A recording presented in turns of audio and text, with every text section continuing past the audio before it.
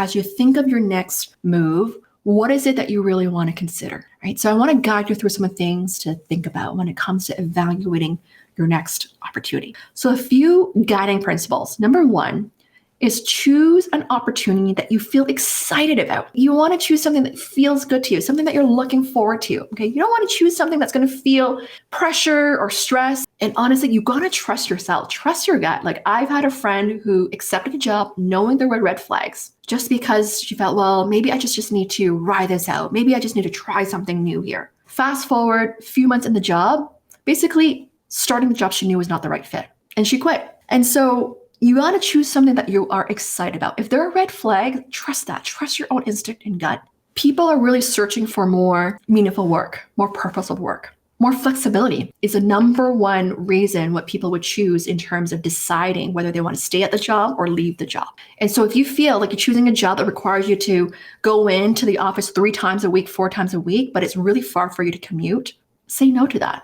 Number 2 is to choose an opportunity that aligns with your future of where you're heading and your marketability, right? So if you have this long-term vision of where you want to go, are you choosing an opportunity that aligns with that? Are you gaining those right skills and experience and knowledge to help you further where you want to go? Okay, if it is, even though it's not a dream job, but you're getting those skills and experience that's going to help you move closer to your dream job, is it worth it? So I'll give you an example. Back in the day when I pivoted from consulting to recruiting, I made a huge career pivot to work in recruiting for an MBA school. However, because I was recruiting, I had to be out on the road recruiting people for MBA school. I was driving around a lot. I knew it wasn't a long-term job for me. It wasn't something I would be in there long-term, right? Because of the commute, right? Because it's in another city in terms of the home base office. However, I knew that the skills that I want to gain and experience I wanted to gain was going to help me become a coach and speaker, right? The fact that I was recruiting, I was talking to a lot of people.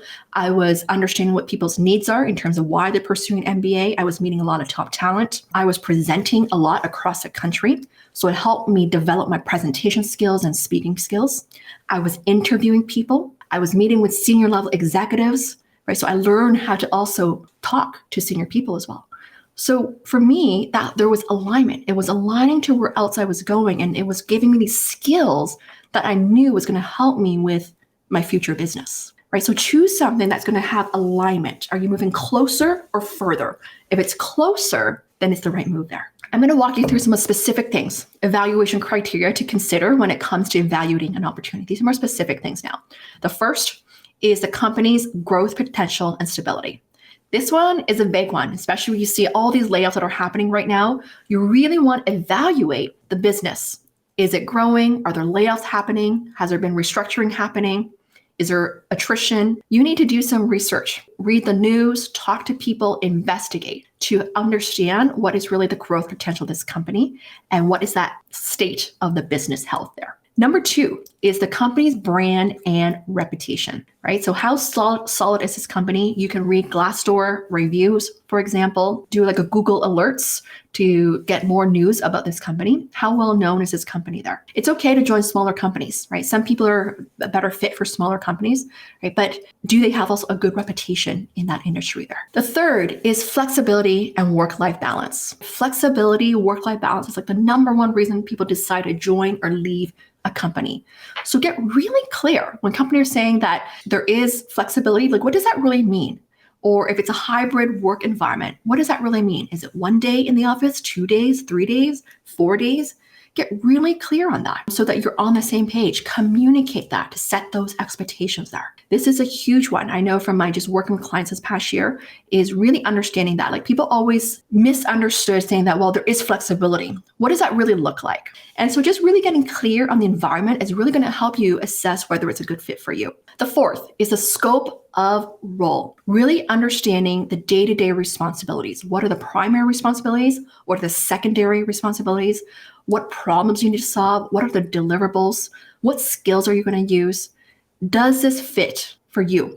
So understanding the nature of the role, the time you spend what you do, the type of tasks you need to do is really important, right? So it could be simple as the difference of if a job requires you to speak or write and you are a speaker, but it requires you to do a lot of writing, that may not be a good fit for you, right? So you really need to understand the nature of the job there. The fifth is growth potential. So this is around career development, career advancement. What's next, right? If I move into this role, what are other possibilities? Have that conversation.